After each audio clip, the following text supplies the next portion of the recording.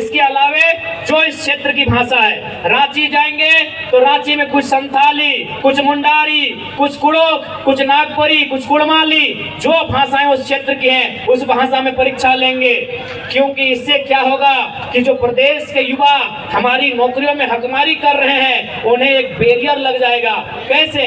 जैसे मैं बार बार उदाहरण देता हूँ, मेरा घर है धनबाद जिला, प्रखंड है तुपचाची, वहाँ एक कहावत कही जाती है। जैसे अगर हिंदी में कहावत आया कि आग बबूला होना, इसका मतलब क्या होता है? मान के चलिए परीक्षा में एक सवाल पूछा कि आग बबूला इसका मतलब क्या होता है, टेढ़ा खीर इसका मतलब क्या होता है, कमर कसना इसका मतलब क्या होता है। तो इसका मतलब झारखंड के भी स्टूडेंट जानते हैं, बिहार के भी स्टूडेंट जानते हैं, यूपी, एमपी और हरियाणा के भी स्टूडेंट जानते हैं। लेकिन यदि मेरे क्षेत्र की भाषा में परीक्षा होगा, जैसे हमारे उधर गांव में एक कहावत कहा जाता है कि हाथ से छुटल माछ और बांधे गड़ल कांच, घुर घुर ना पावाए, तो झारखंड के बाहर कोई समझ नहीं पाएगा। सही बात है।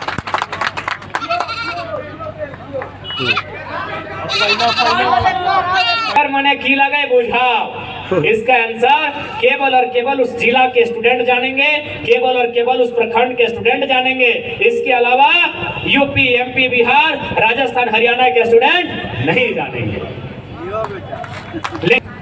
हाँ, 81 विधायक में 2-4 हैं जो पढ़े हैं, लेकिन बहुत कम, 90% लोग उनको मालूम ही नहीं आर्टिकल 15 और आर्टिकल 16 होता क्या। उसमें आपके पास गूगल है, आप साफ साफ पढ़ लीजिए, आप वहाँ भाषा का कहीं जिक्र नहीं किया गया है। यानी आप भाषा के आधार पर परीक्षा लीजिए। जब वो बेड़ो प्रखंड में आएंगे, हम सादरी में कुड़ुक में परीक्षा लेंगे। जब रांची जाएंगे तो आपका नागपुरी में लिया जाएगा, संथाली में लिया जाएगा, कुड़माली में लिया जाएगा। हम तमाड़ जाएंगे तो मुंडारी में लिया जाएगा, कुड़माली में लिया जाएगा, पचपरगनिया में लिया जाएगा। यानी जो उस क्षेत्र की भाषा है उस क्षेत्र की भाषा में परीक्षा लिया जाएगा। इससे झारखंडी युवाओं का जो हक है उसमें हकमारी नहीं होगा।